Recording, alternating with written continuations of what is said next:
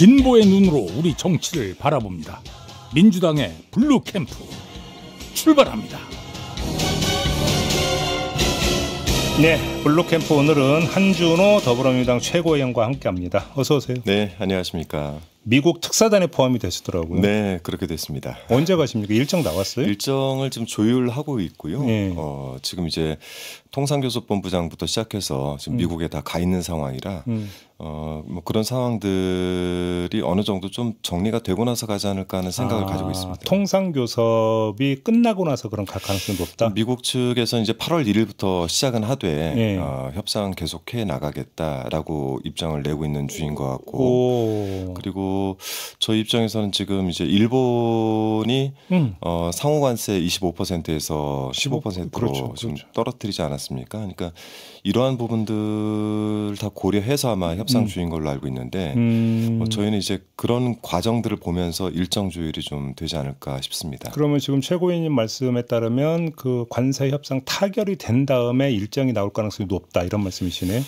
높다기보다 지금 뭐 일정에 대해서는 일절 저희에게 아직 연락이 없어서 그냥 추측을 해보는 거죠. 저희도 이렇게 뭐 그 날짜를 마냥 기다리면서 이렇게 있을 수가 없어서 네, 대신 요즘은 뭐 이제 관련된 기업들 현안들 같은 것들 점검을 좀 하고 있는 중이죠. 그래요? 네. 일단 협상자니 그 특사 단원끼리는 어떻게 상견례 한번 모임은 있었습니까? 지금 이제 박용만 회장님과는 제가 3년 전 대통령 후보 수행실장 시절에 한번 만난 적은 있었는데, 네, 지금 그냥 그 유선상으로만 서로 연락을 주고받고 있습니다. 그래요? 네. 상견례는 아직은 안 하셨고. 네네. 근데 조금 전에 최고위원 말씀에 따르면 그럼 8월 1일 전에 네.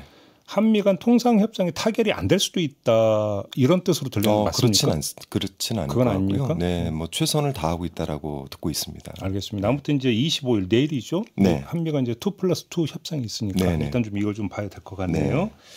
알겠습니다. 강선우 여가부 장관 후보자가 결국 사퇴를 했습니다. 네. 어떻게 평가하십니까? 우선 뭐 저는 이제 동료 의원이자 개인적으로는 지난 대선에서 같이 토론단에서 일을 했던 사이라 예.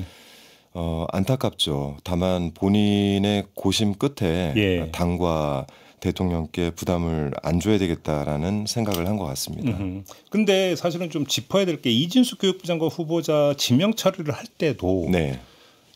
그 강선우 후보자는 그냥 가는 걸로 이렇게 되어 있었고 그래서 왜 그랬을까 했을 때 우상호 정무수석이 방송 인터뷰에서 뭐라고 했냐면 여당 지도부의 입장이 가장 중요한 고려 요소였다 이렇게 밝혔거든요. 네.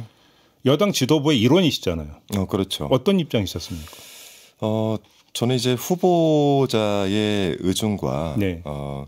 그리고 지금 여가부라는 곳이 사실 3년간 멈춰 있지 않았습니까? 저도 여가위를 했었지만 그리고 이제 대통령께서 이제 확대 개편도 이야기를 해놓은 상태이기 때문에 실제 이 부분에서 일을 잘할 수 있는 사람이 가야 된다는 입장이 명확했고 거기에 강선우 의원이 가장 적합하다는 데에는 이견이 크게 없었던 걸로 알고 있어요. 그래요? 네, 그래서 그런 부분에 대해서 강선우 의원을 좀 지지하는 입장이었었죠. 네, 그래요. 근데 지금 어제 나온 보도를 보면 최고위원 회의에서도 일부 네.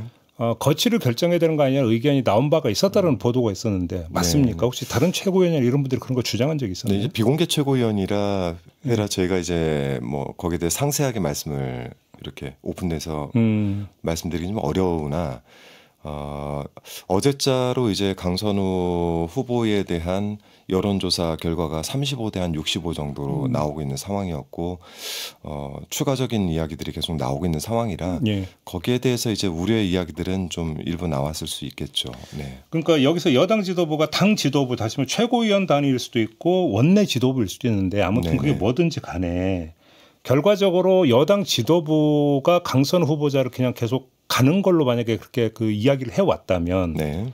민심 내지 여론과 좀 동떨어져 있었다라는 평가를 받을 수도 있거든요. 그런 지적에는 동의를 하십니까? 물론 이제 그런 여론에 대한 것들을 다 감안하지 못했다라는 예. 지적에는 예.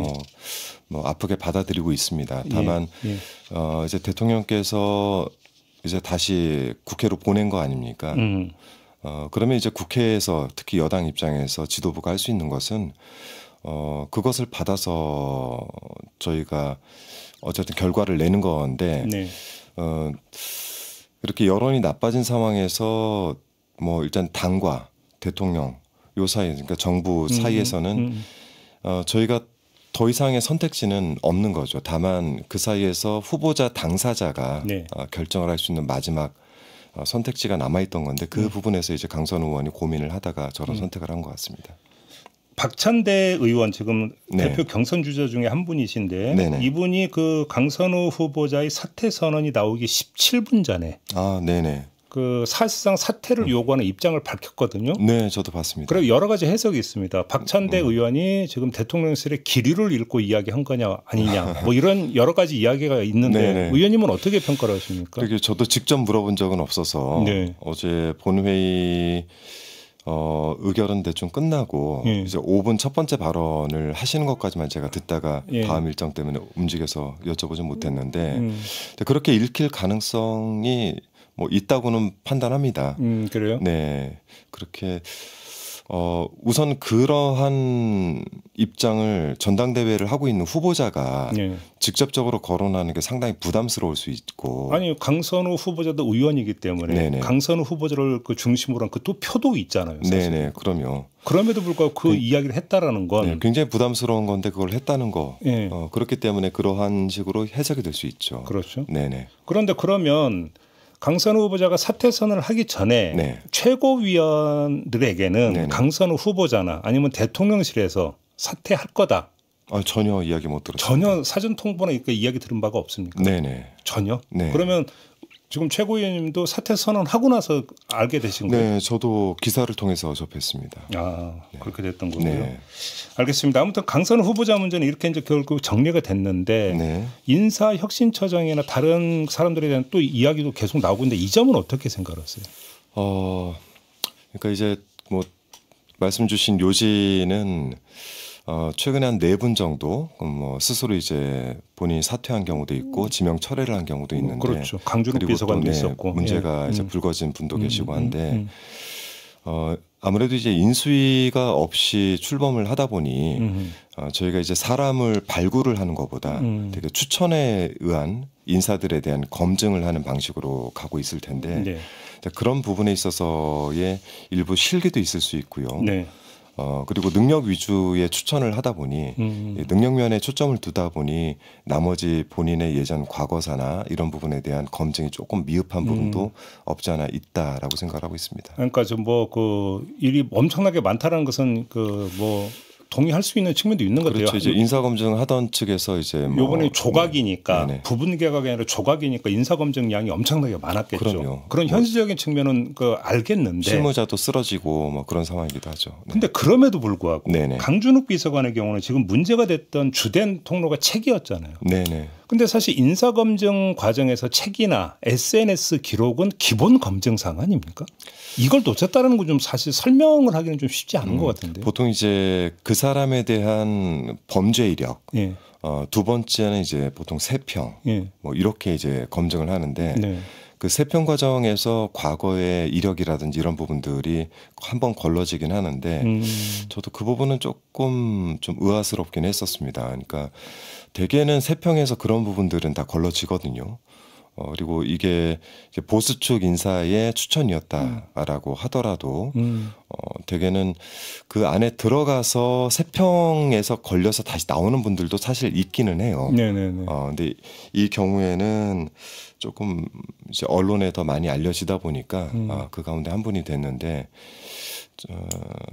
또 이러한 검증 과정들이 지금 상태에서 초기라 실기가 좀 없지 않아 있는 거는 맞는 것 같습니다. 네. 그 인사 관련 요것까지만 좀 질문드리고 다른 주제로 넘어갔으면 좋겠는데 네네. 강준욱 국민통합비서관이 이제 자진 사퇴를 했고 네.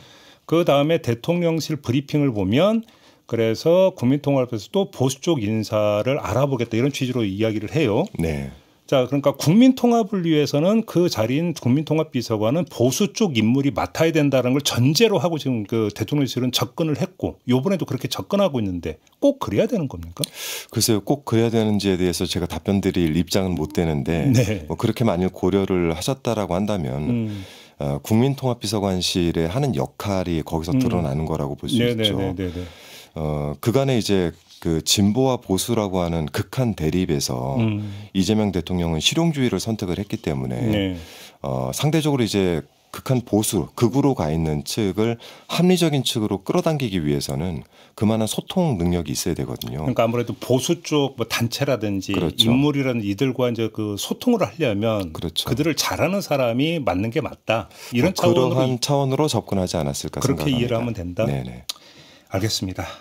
좀 다른 주제로 좀 넘어갔으면 좋겠는데요. 지금 최고위원께서 네. 당 정치검찰 조작기소 대응 TF 단장을 맡고 계시잖아요. 네, 그렇습니다.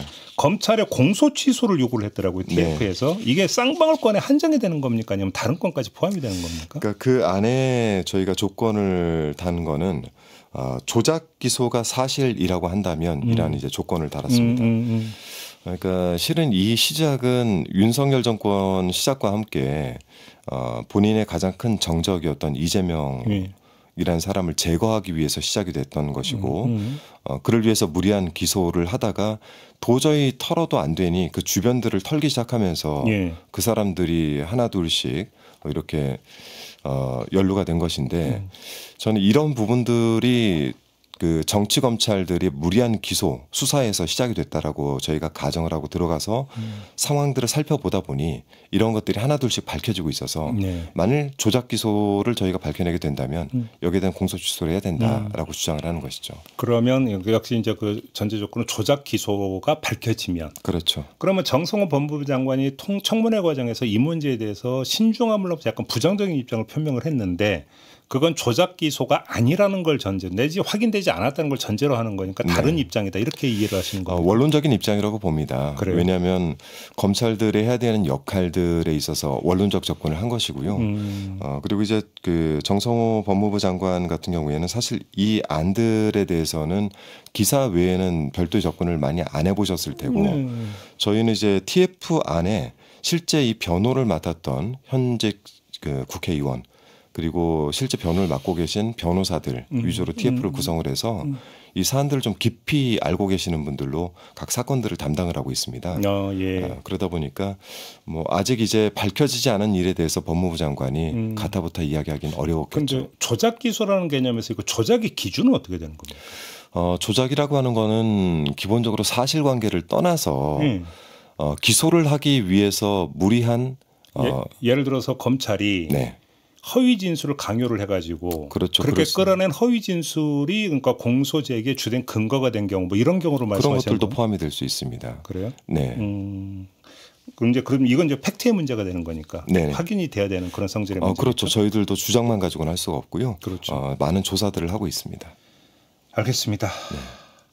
윤석열 전 대통령이 지난 10일 재구속됐고 10일 이후 18일까지 변호인 접견을 16번 했다. 그러니까 낮에는 거의 그 에어컨 빵빵하게 나오는 접견실에 있었다. 어떻게 평가하십니까?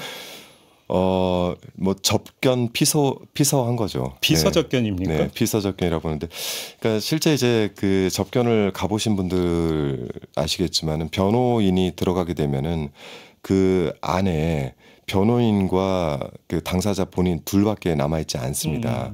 그러니까 편안한 자리를 유지할 수 있는 것이고 시간도 무제한이잖아요. 그리고 이제 간방 같은 데는 사실 의자도 없고 앉아 있기도 굉장히 불편하고 사실 뭐 신체적 체형으로 봤을 때도 앉아 있기 굉장히 어려울 모습인데 접견실에 이 시간대로 계산을 해보면 하루 평균 뭐 그 거의 2-3번 꼴 정도로 접견을 2번 정도씩 접견을 했다는 얘기인데. 뭐 이거는 사실 그 일반 상식에는 벗어난 일이죠. 뭐 이제 이럴 때마다 이제 언론이 붙이는 게 이제 황제 접견 뭐 이런 식으로 붙이곤 했는데 이번엔 피서 접견이다 이런 말씀이신가요? 알겠습니다. 어제 그 보도 보셨어요? 김건희 씨 변호인이 특검 쪽에 조사 방식 좀 협의 좀 하자. 그러면서 뭐 하루에는 한 혐의씩만. 뭐 그다음에 조사와 조사가 간격은 최대 3-4일. 본인이 정한다는 것 자체가 너무 우스운 일이고 특검 피하겠다는 거죠. 조사 안 받겠다는 뜻으로 해석하세요? 알겠습니다. 지금 그 양곡관리법을 8월 4일에 처리하기로 당 방침이 결정이 된 겁니까? 양곡관리법과 관련해서는 지금 아직 사실 그 지도부 측까지 올라오진 않았습니다. 그래서 이 내용보다는 이제 방송법 같은 경우는 네. 8월 4일을 지금 저희가 예상을 하고 있고, 아 방송사법도 그때 처리합니까? 네네, 방송법 처리를 8월 4일에 지금 할 예정이고요. 예.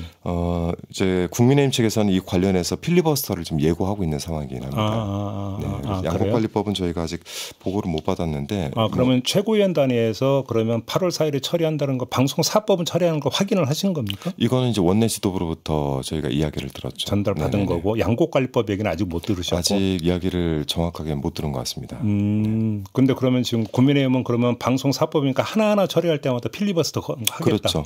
이제 방송 3법이니까요. 예. 방송 3법에 대해서 방송법 그리고 방송문화진흥회법, 교육방송. 네, 교육방송 여기다가 방송법. 방통위 설치법 개정안도 있잖아요. 설치법 개정안은 이번에 올라오는지 한번 확인해봐야 될 것 같습니다. 그래요? 제가 알기로는 3법에 대해서는 3법에 대해서? 네, 이번에 처리를 하는 걸로 알고 있습니다. 그래요? 네. 이제 제가 처음 그 22대 처음 발의했던 거는 방송 4법이고요. 네. 네, 이게 이제 한번 그 윤석열의 거부권 행사로 저희가 이미 처리 무산이 된 상태이고 다시 방송 그 과방위에서 만든 방송 3법 그 법에 대해서 이번 처리를 진행을 하는 거죠. 근데 방송 3법을 개정을 하면 이제 그 실무적으로 진행할 게 되게 많은데 그렇죠. 그 실무적으로 진행하는 주체가 방통위잖아요. 그렇죠. 그러니까 그렇게 놓고 보면 방통위 설치법도 같이 개정이 돼야만 되는 거 아닌가요? 그렇죠. 현재는 이진숙 혼자 남아 있는 상태라. 그러니까요. 네. 그 이 폭우 피해 있고 막 했는데 이준숙 방통위원장이 휴가 신청 냈었다면서요. 그러게 그것도 정확하게 비가 내리고 있는 시점에 휴가를 신청했다 반려당했죠. 어차피 혼자는 아무것도 못한다는 그런 그러니까 뜻을 인정을 했기 때문일까요? 어떻게 해석을 해야 되는 거예요? 그래도 본인이 해야 되는 일이 있지 않습니까? 예. 네, 재난 방송이라든지 이런 것들은 본인이 책임져야 되는 부분인데 그리고 어쨌든 뭐 방통위를 책임지고 있는 위원장 입장에서 재난 상황에 휴가를 낸다는 건 상식적으로 이해가 안 되는 것이죠. 알겠습니다. 보내드리기 전에 요건 좀 확인만 좀 부탁을 드릴게요. 네네. 지금 이제 그 정부가 증세로 가닥을 잡고 네. 뭐 법인세라든지 몇 가지로 손을 볼 예정이다라는 지금 보도가 나오고 있는데 네, 저도 보도만 봤습니다. 당 차원에서는 얘기된 게 없습니까? 보통 이제 정책위에서 정부 측과 논의를 하고 그렇죠. 그 논의가 어느 정도 진전이 되거나 또는 이제 당 차원의 입장이 필요할 때는 지도부에 이야기를 하는데 아직 이 관련해선 저희가 들어본 적은 없습니다. 그래요? 정책위 네네. 차원에서 최고위원회 보고한 내용은 없고. 네네네. 알겠습니다. 네. 자, 오늘 말씀 여기까지 나눠야 될 것 같습니다. 고맙습니다. 네, 고맙습니다. 한준호 더불어민주당 최고위원과 함께했습니다.